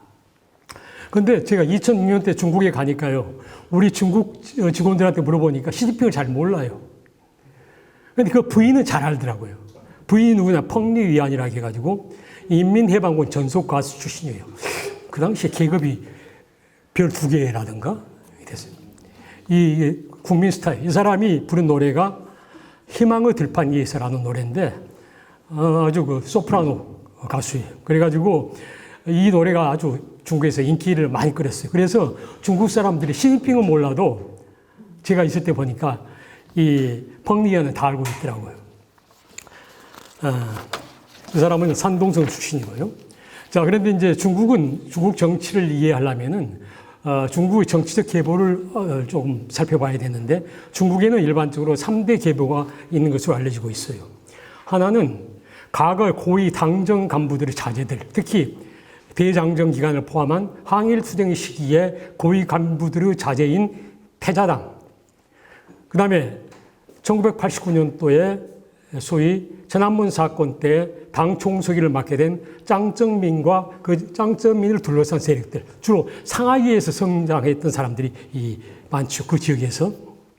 그 다음에 공청당은 후진타오가 공청당 출신이에요. 후진타오도 청와대학교 나왔는데 이 공산주의 청년단의 약칭 아닙니까? 여기에서 오랫동안 활동을 많이 했어요. 그래서 그때 따르는 후배들이 중심으로 한 이 3대 계보가 있다고 볼 수 있는데 이 시진핑은 태자당 출신이었습니다. 자, 그런데 지난번 후진타오가 물러날 때 원래 후진타오는 내심으로 자기의 공천당 후배인 리거창을 차기 후계자로 실은 밀어주고 싶어 했었어요. 근데 왜 시진핑이 됐나요? 후진타오가 이제 계속 그 계보가 이어지게 되면은 짱재민 입장으로 봐서는 물러나 있지만은 너무 후진타오 쪽 힘이 세질 것 같으니까 견제하게 된 거예요. 그러니까 양쪽이 견제하다 보니까 타협 안으로 나온 게 시진핑이에요. 시진핑은 어떻게 보면은 패자당이라고 하는 배경 속에 나왔지만은 그때까지 이 사람이 묵묵히 자기 일을 크게 드러내지 않으면서 인심을 잃지 않았던 거예요. 그리고 평소에 이 사람이 상당히 겸손하고 좀 신중한 스타일이에요. 왜냐하면 아버지가 어렸을 때부터 어려움을 겪다 보니까 크면서 자기 일을 관리하는 데 상당히 노력을 기울였던 사람이에요. 요즘에 우리도 보면은 최고 정치 지도자 되려면 말이죠. 젊은 시절부터 자기 관리 잘해야 되겠더라고요. 그 나중에 지나면 다 흠이 되잖아요. 그런데 그런 점에서 보면은 시진핑은 자기 관리를 철저히 했던 사람이에요. 심지어는 상하이 당서기 때 저장성으로 출장 가는 길에 당 고위 간부들이 전용 열차를 딱 준비해다가 그쪽을 타고 가라고 하니까 심지어는 시진핑이 나는 안 타고 가겠다 하고 나서 소위 말하면 그 봉고 같은 이런 차를 타고 갔다는 거 아닙니까? 스스로 자기 절제를 철저하게 한 사람이에요. 그렇게 했기 때문에 비교적 청렴하면서도 신중하다는 평가를 많이 받았고 신의와 실질을 중시한다는 이런 세평을 받았기 때문에 결정적 시기에 어떻게 보면은 최고 지도자에 오를 수 있었지 않나 싶어요. 그리고 무엇보다도 이 사람은 자기 아버지의 보이지 않는 후광이 크게 또 작용했다고도 봐야 되겠죠. 자, 우리가 지금 현재 시진핑 집권기에 겪고 있기 때문에 시진핑 시기의 정책과 인물들에 대해서도 간략히 살펴보고자 합니다. 자, 지난번 2013년에서 2017년 사이에 시진핑 일기 체제라고 볼 수 있는데 중국은 이래요. 2자고 7자가로 끝나는 해 가을에 10월이나 11월 달에 전당대회를 엽니다. 당 대표 대회를 열어가지고 거기서 공산당 지도부를 결정해요. 근데 그러고 나서 그 다음에 봄에 3월 달에 전국 인민대표대회, 우리로 말하면은 국회를 열어가지고 거기서 이제 소위 말하면 정부 측 인사들을 선임하게 되어 있습니다. 그래서 그걸 기준으로 한다면 2013년도부터 2017년까지라고 볼 수 있는데 이 기간 동안의 특징은 첫째, 시진핑의 권력이 크게 강화되었다는 사실이에요. 자, 과거에는 등소평이 설계한 시스템은 뭐냐면은 집단 지도 체제예요. 그러니까 당 총서기가 최고 우두머리인 것은 맞지만은 정치국 상무위원 간에는 상당히 권력을 좀 분배해줘요. 그래가지고 서로 견제하게 만든 시스템이었는데 이게 시진핑 들어와서 상당히 조금 무너지고 있는 느낌을 주고 있습니다. 제가 1997년에 중국 고위층에 초청을 받고 중국을 갔었는데 그 당시에 제가 초청한 사람이 웨이지엔싱이라는 사람인데 이 사람이 북경시 시장도 했었고 정치국 중앙위원을 하다가 저희들을 만나고 나서 그 다음에 열린 전당대회에서 정치국 상무위원으로 됐어요, 이 사람이. 근데 웨이지엔싱이 초청해서 그런지 몰라도 그 다음에 방문하는 코스가 보니까 다 자기 계보 사람들이에요. 나중에 와서 보니까. 제가 누구를 만났냐면 루오간이라는 사람을 만났습니다. 나간이라고 하는데 이 사람은 그 다음 전당대회 때 정치국 상무위원으로 들어간 사람인데 당시 중국 국무원 부총리를 하고 있는데 이 사람 사무실에 가서 차 한 잔을 제가 같이 한 적이 있었습니다. 근데 보니까 그 사람뿐만 아니라 그 다음에 또 딴 데 가서 만난 사람들 보니까 다 그 사람들하고 가까운 정치 계보들이에요. 그 계열이 뭐냐? 교속이라는 사람이 있어요. 차오 씨라고. 정치국 상무위원장을 한 사람인데, 인민대표대 상무위원장 한 사람이 있는데, 우리로 말하면 국회의장 한 사람이 있어요. 이 사람이 당의 공안계열, 기울계통이에요. 이 사람을 따르는 사람들이, 자, 교소기가 물러나고 나서 자기 뒷자리에 앉힌 사람이 누구냐면 의전싱이에요. 의전싱이 정치국 상무위원회에서 물러나고 나서 앉힌 사람이 누구냐? 후로간이에요. 이런 식으로 이 당에 7명이나 9명의 정치국 상무위원이 있으면 이게 서로 권력을 분배하는 거예요. 그리고 같이 집단체제를 이끄는 이런 시스템으로 운영이 되고 있는 것 같습니다. 그런데 이와 같은 소위 말하면 정치 지도부 내, 핵심 지도부 내에 약간 시스템의 변화가 일고 있다는 것이고, 특히 시진핑 우위 체제가 강화되고 있다는 특징입니다. 그 다음에 시진핑이 국민들에게 호소하는 철학과 비전이 중국몽이에요. 이건 뭐냐면 중화민주고 붕을 내치는 거예요. 그래서 이제 나중에 그 다음 전당대회 때 어떤 말을 했죠? 2050년에 가면은 사회주의 강대국을 건설하겠단 말이지. 이게 국민들한테 희망을 심어주는 거예요. 자, 세 번째, 강력한 반부패 투쟁을 한 거예요. 그래서 임기 초대에 반부패 캠페인으로 처단된 관료만 해서 18만 명이 넘었습니다. 자, 중국이 고도 고속 성장을 하다 보니까 그 과정에서 많은 부패 행위가 일어났는데, 이것을 시진핑이 들어서가지고 치기 시작했는데, 왕치산이라는 사람을 내세워가지고 치기 시작했어요. 그런데 이게 이제 양면성이 있는 것 같아요. 제가 코로나 사태 일어나기 전만 해도 중국에 매년 한두 차례는 가서 이제 중국 사람도 만나보고 했는데, 반부패 투쟁에 대해서 중국 인민들이 어떻게 생각하는가를 보면은 대부분은 시진핑을 그 점에서는 높이 평가해 주더라고요. 박수를 쳐요. 그런데 이게 또 양날의 칼이에요. 예. 너무 이게 반부패 투쟁 오래 하다 보면은 국민들이 이제 실증을 느끼기 시작하거든요. 그리고 거기서 피해를 본 사람들이 이제 반발 세력이 크게 형성되기 시작해요. 그래서 이것만 갖고는 시진핑이 계속 집권하기 어려워요. 그래서 이제 다른 중국몽이라든가 다른 여러 가지 비전을 제시하고 정치를 펼치고 있는 게 아닌가 싶어요. 그리고 경제 운영 기조에 있어서는 이제 과거처럼 고속 성장이 어려우니까 중저속 성장, 그리고 과거처럼 수출에 의존하는 경제가 아니라 내수를 중심으로 한 경제 운영, 흔히 말하는 뉴노멀로 전환하고 있다는 사실이고, 그 다음에 군사 부분에서는 과거에는 인민 군대가 숫자가 엄청나게 많은 반면에 내부가 부실했다면, 이제는 숫자를 줄이면서 질적으로 군사 부문의 실력을 강화하는 이런 정치를 펼치고 있다고 볼 수 있습니다.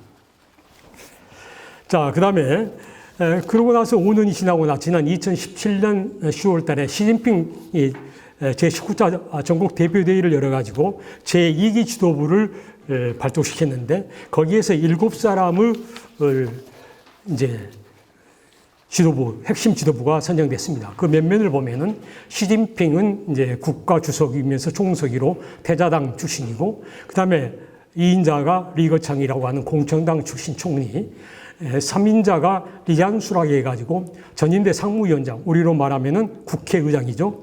이 사람은 시진핑 계열이에요. 이 시진핑하고는 젊은 시절부터 아주 가깝게 지내던 사람이에요. 그래서 그때부터 같이 호흡을 같이 맞추었던 사람인데, 이 사람이 3인자, 4위가 공정당 출신의 왕양이라는 사람이에요. 그 다음에 권력세일 5위가 왕후닝이라고 해가지고 중앙서기처 서기인데 시진핑 계열이에요.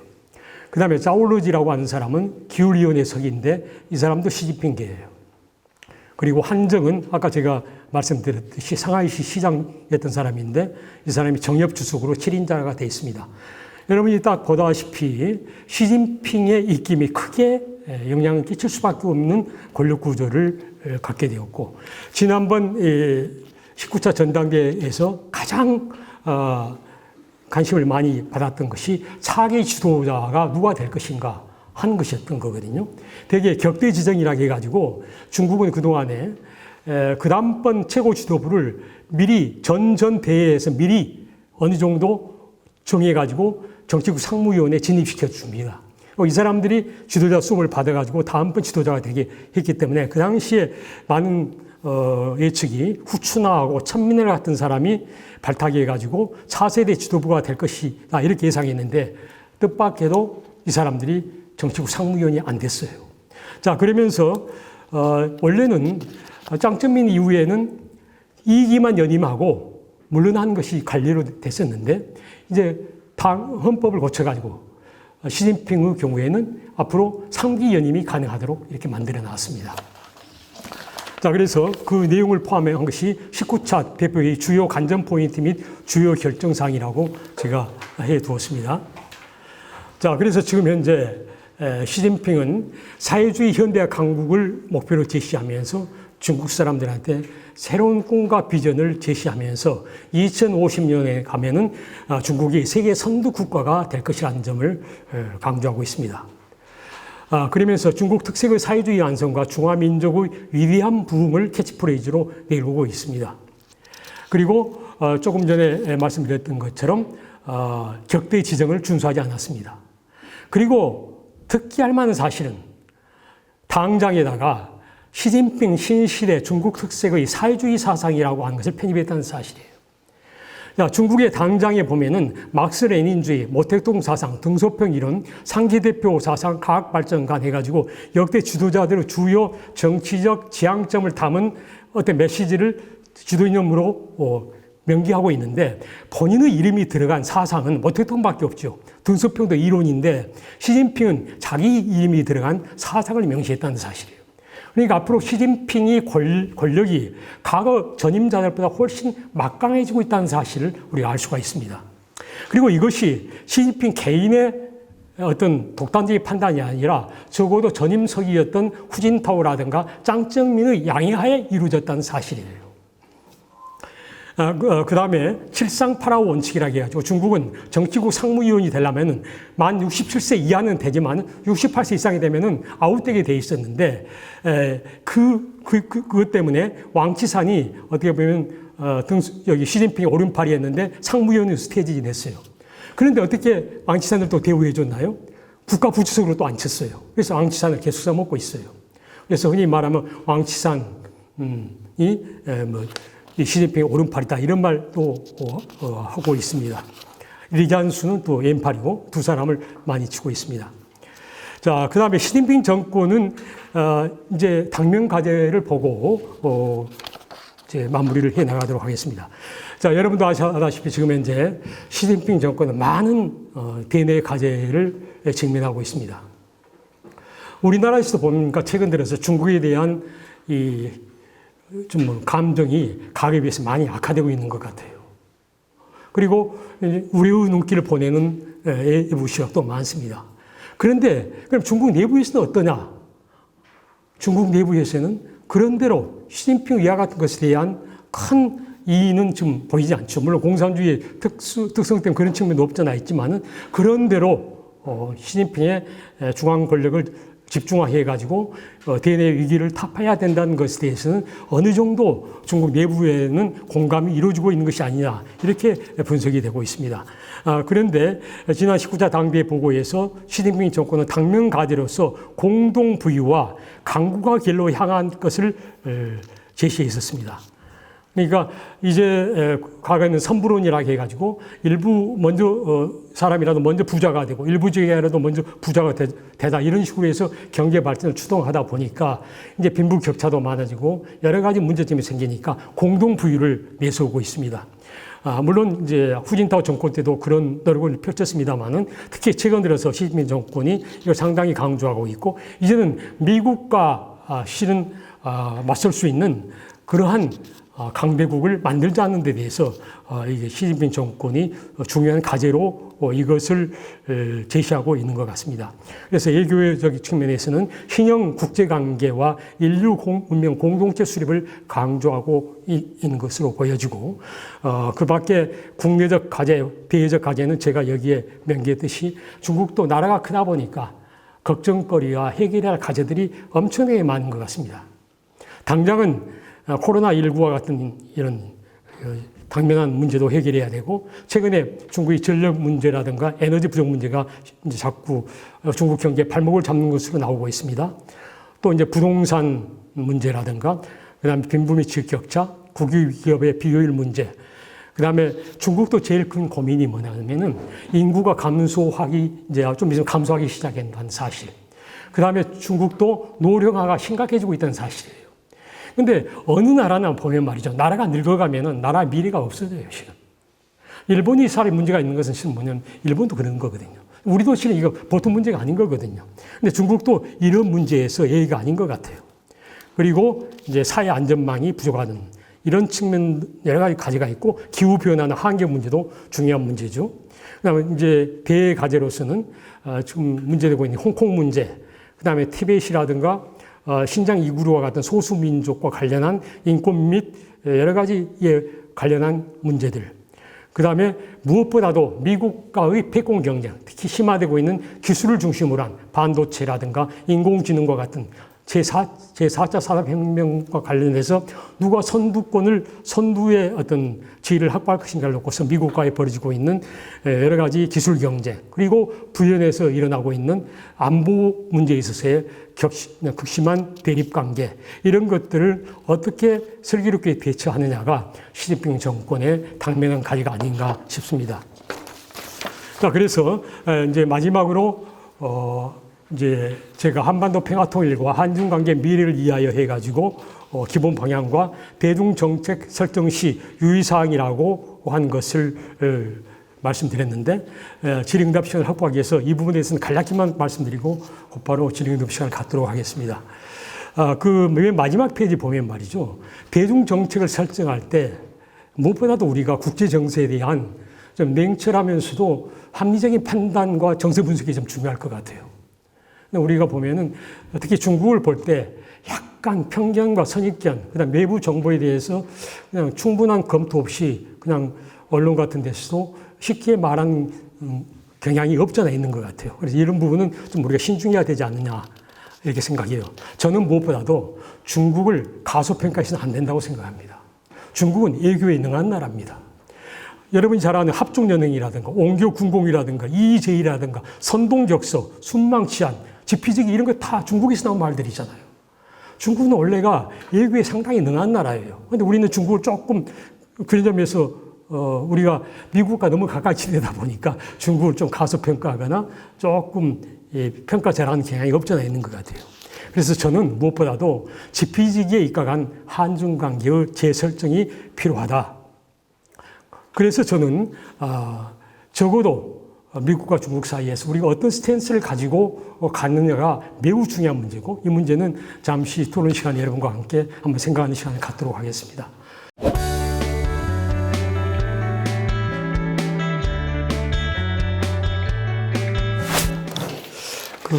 좋으신 지적 같습니다.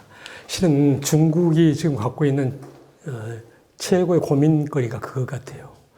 소위 국토의 완정성이라고 중국 사람들이 이렇게 말하거든요.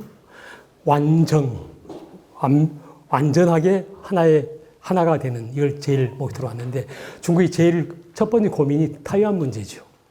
그 다음에 중국 대륙 내에 있는 소수민족 중에서도 제일 고민거리가 신장 이구르, 그 다음에 티벳 문제, 세 번째가 내몽고 자치주, 이 지역이에요. 그런데 역사적으로 가만히 놓고 보면은 이 지역이 과거에 중국에 보면은 말이죠.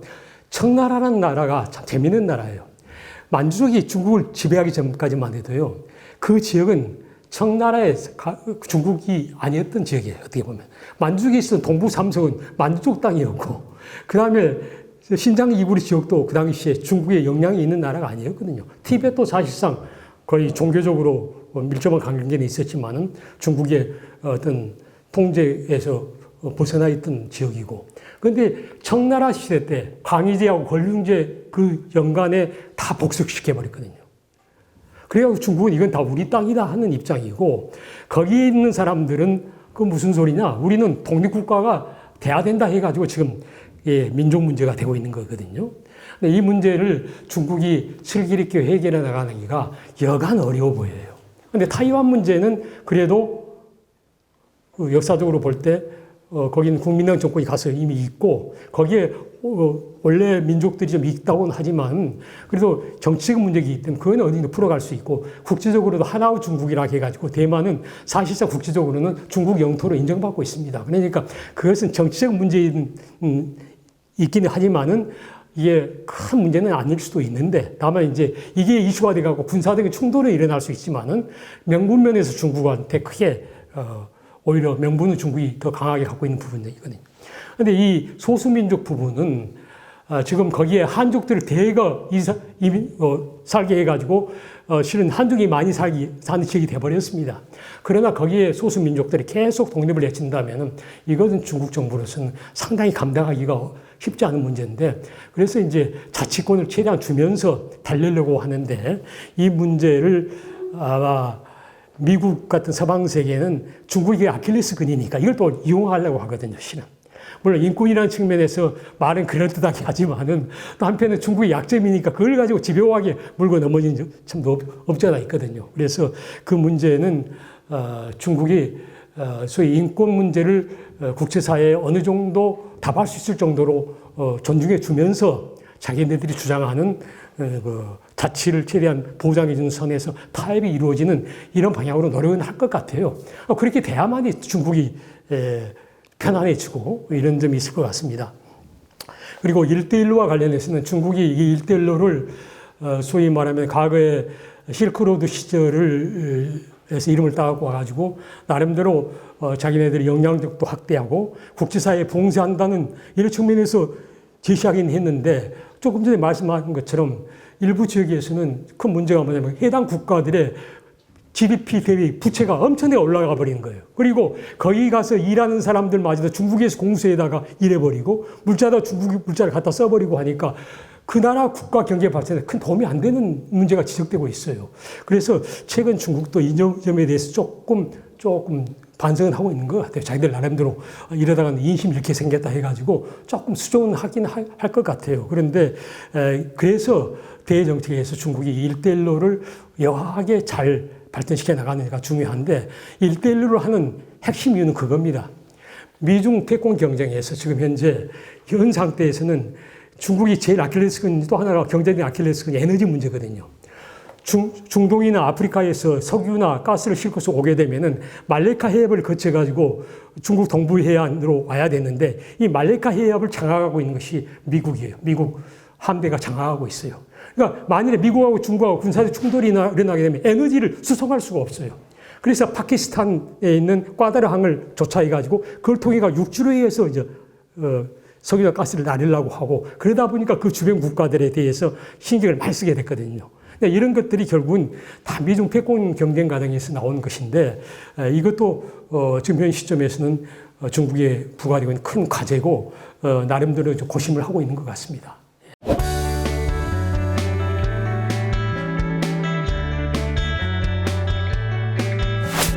그런데 중국하고 우리하고 세계관, 그 다음에 국가를 구성하는 민족 구성 차이, 이런 데서 비롯된 것 같아요. 중국은 아까 말씀드렸듯이 진시황 이후에 천하 질서 관념을 갖고 있는 나라거든요. 그러니까 자기들이 중심이고 주변은 다 오랑캐하게 있지 않습니까? 그 조합안이 현대 21세기 지구 속에서. 네, 그러니까 이제 그래서 그러다 보니까 그 다음에 제가 그래 중국 사람들, 저도 중국 사람들 만나면 가끔 갖고 논쟁합니다. 자, 우리는 역사적으로 보면은 이민족 지배를 받은 것은 일제 때 36년이에요. 그렇죠. 삼국시대 이에서의 지배를 받은 것은 온나라 때 했다지만 그것은 부마국으로서 우리가 다 정치했지 않습니까? 내가 중국 사람들이 이렇게 물어봐요. 너희들 한족 입장에서 볼 때 청나라 시대, 온나라 시대는 너희들 직접 지배했나? 그 당시는 몽골족이 지배한 게 온나라예요. 청나라는 만주족이 지배한 나라예요. 그런 식으로 생각한다면, 민족적 관점에서 본다면 중국은 상당히 몇백 년 동안 내에서의 지배를 받은 나라일 수도 있는 거예요. 그것은 어떻게 세상을 보느냐의 관점의 차이인 거예요. 자, 우리나라가 실은 조선시대 이후에, 특히 우리가 병자호란 이후에 청나라한테 이제 사실상 인조가 거의 그 남한산성에서 와가지고 무릎 꿇고 결국은 머리 조아리고 한 그때부터, 물론 그 전에 이성계 때부터 그랬지만은 그때부터 실은 더 심화됐죠. 우리가 중국에 대한 이 종속이. 그래서 중국 사람들은 이것을 무지하게 종주국이었다는 것을 내세우는 거죠. 자, 그런데 우리 관점에서는 우리는 우리 안보를 위해서 힘이 센 나라한테 어떻게 보면 좋은 관계를 갖기 위해서 중국에 사대한 거 아닙니까, 결국은. 그래서 우리 안보를 보장받기 위해서 한 건데. 근데 중국은 그것을 그런 식으로 해석하고, 저도 중국에 있다 보면 지식인들 있지 않습니까? 사석에서 좋은 말 이야기하다가 좀 친해지잖아요. 그럼 그 말 해요. 너희 옛날 우리나라에 속국이었지 않나? 이런 말 합니다, 중국 지식인들이. 그러면 제가 말한 식 역사 이야기를 해가면서 반박을 해요. 너희들은 말이죠. 근본적으로 잘못된 시각을 갖고 있다. 그래서 논쟁이 벌어져요. 그런데 이제 이러한 것이 뭐냐면 주로 인터넷 이런 걸 통해 가지고 국민들을 광범위하게 이제 서로 이제 설전이 벌어지고 또 우리의 제야사학자들은 중국의 상당 부분의 땅이 옛날에 우리 땅이었다. 이럴 정도 막 펼치고 그래요. 그러면 중국 사람 그걸 제시하면서 말도 안 되는 주장을 한다고도 주장하고 서로 싸우는 거거든요. 그래서 그것은 한중일 간에는 그런 역사 해석을 놓고서 많은 차이가 있고 동북공정도 마찬가지입니다. 고구려 역사, 발해 역사를 자기들 역사, 특히 고구려 역사를 자기들의 역사를 주장하는 것. 이래서 역사의 원리에서 비롯된 것이기 때문에 우리가 중국 사람들하고 할 때는 흥분하지 말고 정말 조금 전에 謝대표님처럼 차근차근하게 설명을 하면서 이해를 구하는 노력이 필요할 것 같아요. 그런데 제가 말씀한 중국을 가소평가해서는 안 된다는 말은 이제 그런 역사의식 이런 데서마저도 우리가 다 양보라는 뜻이 아니고 이제 우리가 그런 것에 시시비비를 가려서 중국의 잘못된 역사관에 대해서는 우리나라들 정당한 논리를 펼치면서 이해를 구해야 되죠. 실은 우리가 중국이 우리를 함부로 보지 못하게 존경받는 국가로 저는 우리가 나서야 된다고 믿습니다. 근데 최근에 우리가 한류 같은 걸 통해 가지고 중국이 인상을 많이 주잖아요. 제가 2008년도에 중국에 있을 때 베이징 올림픽이 열렸습니다. 우리 양궁 선수들이 엄청 잘 맞히잖아요. 그러니까 CCTV에 여자 아나운서가 뭐라고 하는지 압니까? 명불허전 이렇게 말합니다. 명부시주안 이렇게 말해요. 그러니까 우리가 잘한 것에 대해서는 중국 사람도 인정할 때 인정합니다. 우리가 중국 사람들이 우리를 무조건 비판만 한 것이 아니라 우리가 자기네들보다 월등히 앞서게 되면은 어쩔 수 없이 굴복하게 돼 있어요. 결국은 우리가 실력을 키우고 의연하게 말이 중국에 대해서 잘못된 것에 대해서는 이해를 구하고 그러면서 그 사람들이 야 나라는 적지만 정말 함부로 해서는 안 될 나라구나 하는 느낌을 받을 수 있도록 우리가 더 강해지고 더 노력해서 적어도 문화적으로나 외교적으로나 이런 측면에서 당당한 국가로 서게 되면은 아마 그런 편견이 좀 고쳐지지 않을까 이렇게 기대해 봅니다.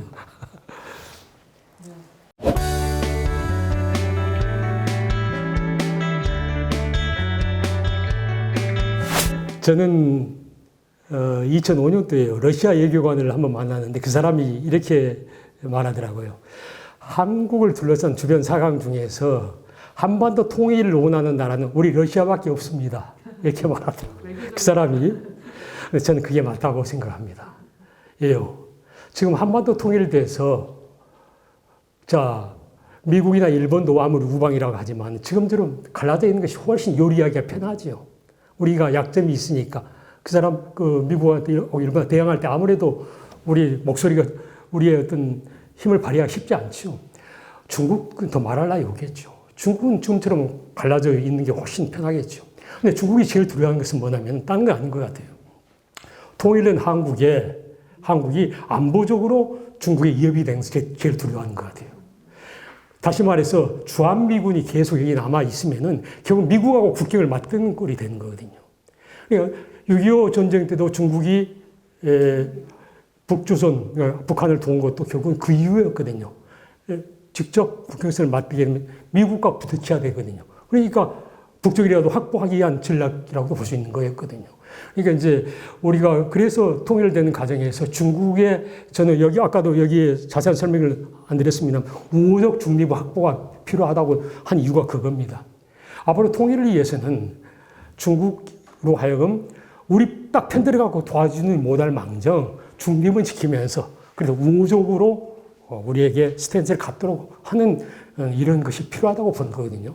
그건 과거에 그 비스마르크가 독일을 통일하는 과정에서도 그 주변 국가, 오른쪽에 동쪽에 있는 국가 러시아였거든요. 그래서 비스마르크가 우호적 중립을 확보하기 위해서 엄청 예의를 많이 씁니다. 예. 서쪽에 있는 프랑스나 오스트리아 강국들과 싸우려면은 이 동쪽에 있는 러시아가 만일이라도 자기네들이 불리한 입장을 취하게 되면 상당히 난처한 입장에 빠지거든요.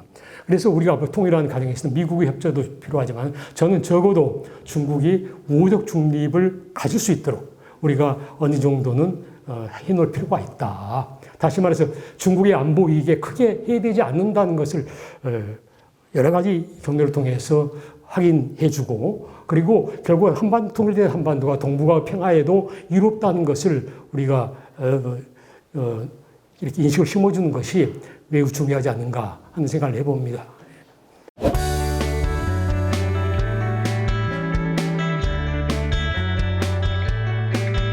저도 그렇게 공감하고요. 특히 경제적 측면에서 보면은 조금 전에 말한 동북 삼성 같은 경우는 실은 만일 남북 관계가 좋아져 가지고 자기네들이 물류 같은 것을 실은 북한을 통해 가지고 남쪽하고 직접할 수 있다고 한다면은 예를 들면 나선 이런 항구를 하려고 한다 하면 훨씬 더 편한 점도 있고 육로를 통해서도 교류할 수 있고 하니까 특히 동북 삼성 지역의 발전을 위해서는 매우 남북 관계가 좋아지는 것이 자기들한테 도움이 되겠죠.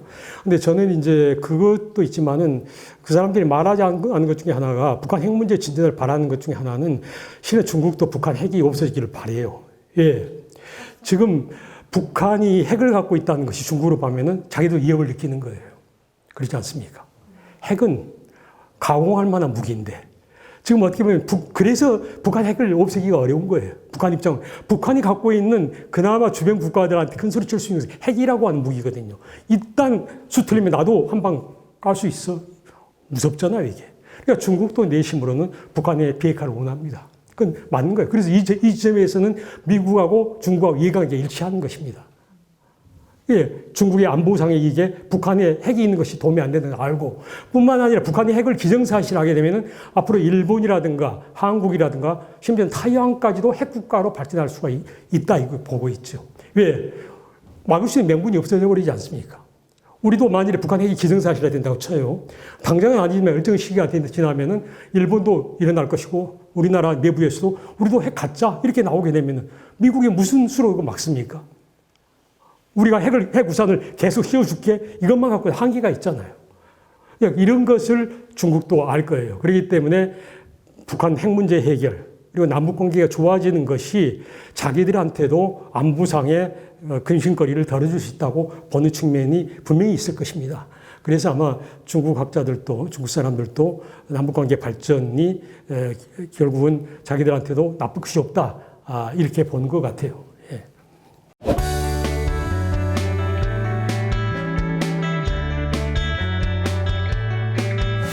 제가 중국 사람들 중에서 이런 사람들이 있어요. 그 남북한이 자꾸 서로 싸우는데 그냥 두 개 나라로 살면 안 되냐고 물어봐요. 중국 사람들 일반 서민들이 두 개 나라로 통일하지 말고 둘이 살 수 있잖아요. 왜 굳이 통일하려고 하냐고 이렇게 물어보는 사람도 제가 가끔 봤어요. 어떻게 생각하십니까? 그런데 이제 아까 말씀했듯이 중국 사람들이 남북한을 볼 때는 사실상 두 개 나라로 별도 나라로 보죠. 특히 젊은 세대일수록 두 개 나라로 별도 나라로 봐는 거예요. 그리고 중국은 남한은 상당히 선진국이고 발전된 나라다. 화장품도 바를 것도 많고 뭐 여러 세련됐다 이렇게 보고 북한은 가난한 나라 이렇게 별도 나라로 보는 것이 중국 사람들 일반 인식 같아요. 우리는 한 민족이다 해서 이렇게 말하지만 북한 사람들이 볼 때는 현실적으로는 별도 나라처럼 보는 것 같아요. 그게 현실인 것 같고요. 제가 모두에 질문하신 소프트 파워 문제는 아까 말씀드렸듯이 조셉 나이 같은 하버드 대학 교수가 미국과 중국의 그 비교를 하는 과정에서 중국이 미국을 따라올 수 없는 이유 중에 대표적인 두 개를 드는데 하나가 인구 문제입니다. 다시 말해서 중국은 앞으로 늙어가는 국가가 되고 인구가 안 늘어날 것을 보는 거예요. 그리고 중국은 미국은 앞으로 젊은 사람들이 계속 늘어나고 인구가 늘어날 것으로 이민 제도라든가 이걸 통해 가지고 그래서 장래 가능성이 미국이 훨씬 좋다고 보는 거예요. 인구 문제. 두 번째는 뭐냐면 소프트 파워가 미국이 앞섰다고 보는데 저는 이 점에서 이제 이렇게 생각을 좀 달리하고 있습니다. 중국은 명색이 5,000년 역사를 갖고 있는 나라예요.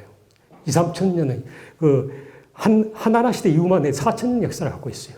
중국이 맘만 먹으면 자기들이 열심히 노력하면은 소프트 파워는 얼마든지 무궁무진한 나라가 또 중국입니다. 다만 중국이 이것을 발전시켜가지고 세계화 못 시키고 세련된 상품으로 세계에 못 내놔서 그러지 중국이 갖고 있는 역사적 소재나 여러 가지 기록만 봐도 중국은 많은 풍부한 문화유산을 갖고 있는 나라예요.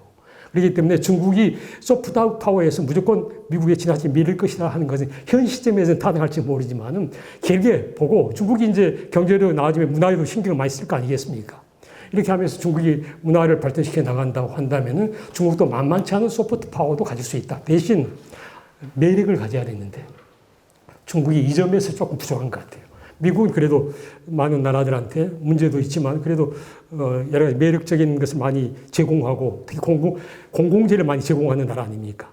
인류를 위해서. 중국이 이게 현장이 부족하거든요. 그래서 이 점에서 지금 부족해서 그러지 장기적으로 보면 소프트파워도 중국도 저력은 갖고 있다 이렇게 평가하고 싶습니다.